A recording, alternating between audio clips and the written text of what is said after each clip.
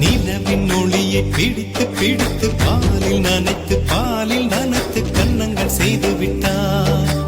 உலக மலர்கள் பறித்து பறித்து 2 பந்துகள் அமைத்து பெண்ணை சமைத்து விட்டார்.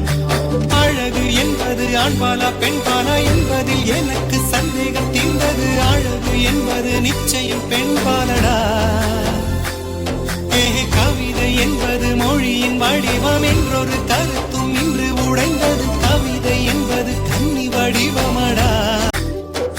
நிலவின் ஒளியை பிடித்து பிடித்து பாலில் நனைத்து கன்னங்கள் செய்து விட்டார். உலக மலர்கள் பறித்து